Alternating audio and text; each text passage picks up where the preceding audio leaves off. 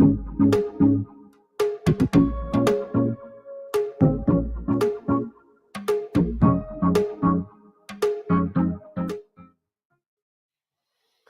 is now 500 days that Hamas is holding hostages in captivity in Gaza.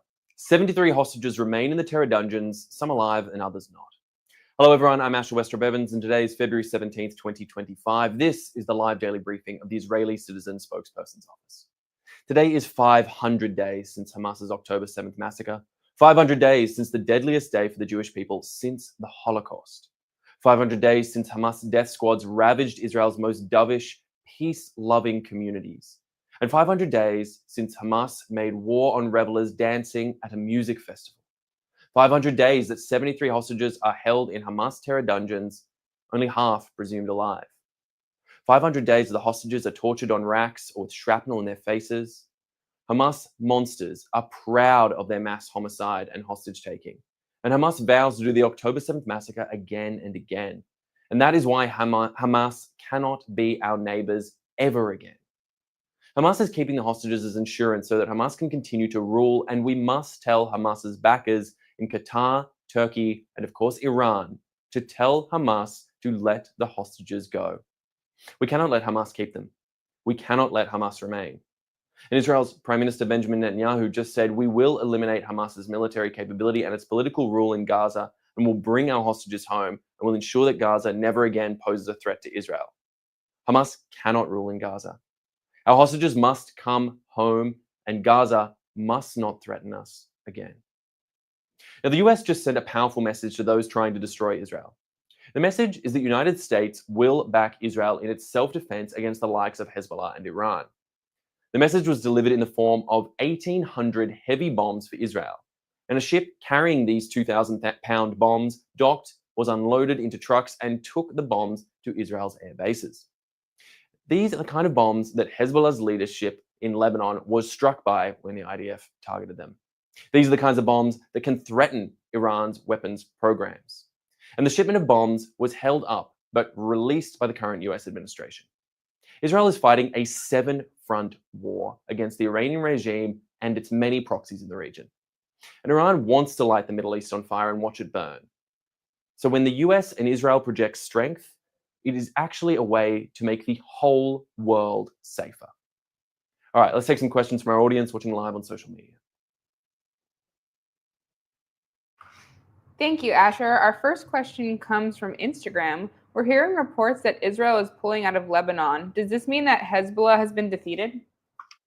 Yes, in accordance with the ceasefire agreement that Israel had in place with Hezbollah, Israel is due to pull out, and they've said that the IDF have said they will do so tomorrow.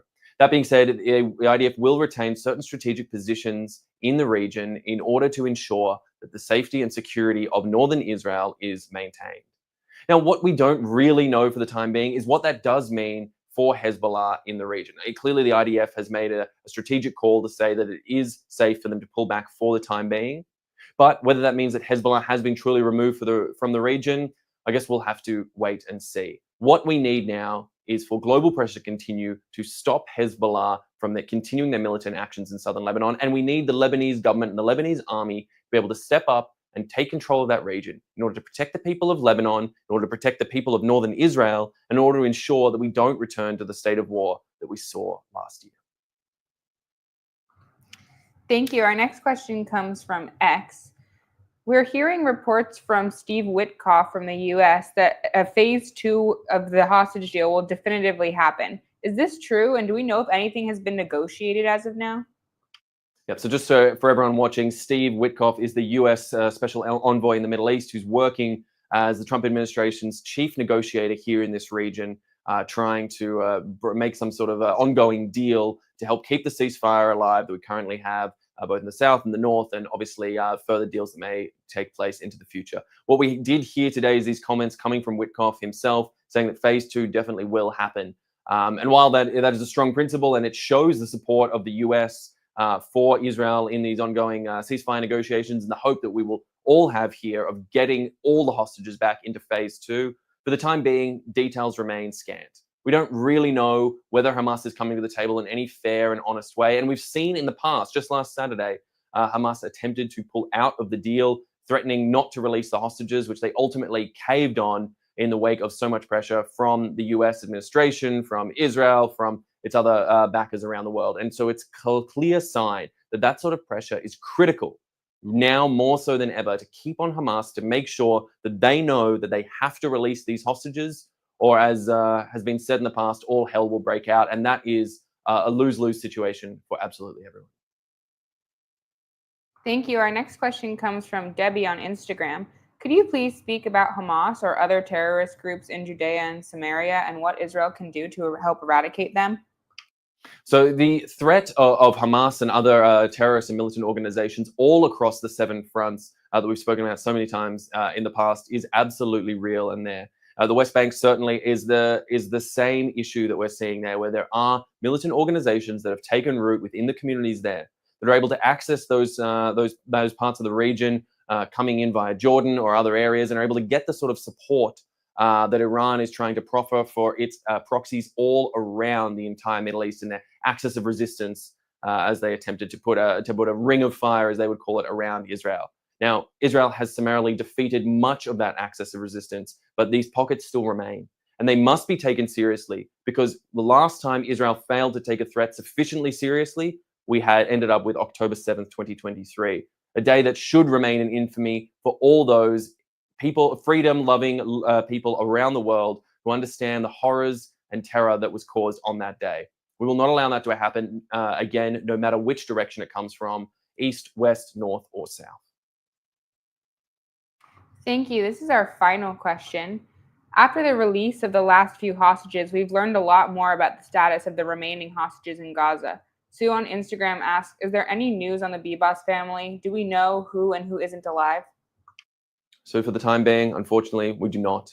Yes, we have had a steady drip feed of information, most notably coming from released hostages who are able to report on what they see, who they saw, when they saw them, and give that those little slivers of information to their families, loved ones, and to the country as a whole, to inform them of where people may or may not be, whether they'll be alive, dead, or what state they may be in. But really, again, as we've called it before, it really is a sort of sick waiting game that we're all forced to play here, while Hamas have their disgusting little ceremonies that you see time and again, where they parade their troops suddenly back in full uniform after having spent well over a year hiding in civilian clothing behind their own people, and of course behind the hostages they took on October 7th.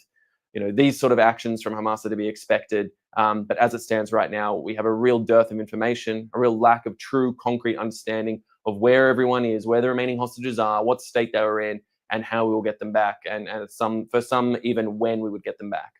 This is what we're continuing to fight for, and this is the pressure that must be kept up on Hamas, and this is why this time is so critical.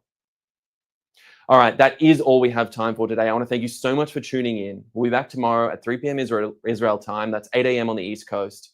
I'm Westropp-Evans. Thanks for watching.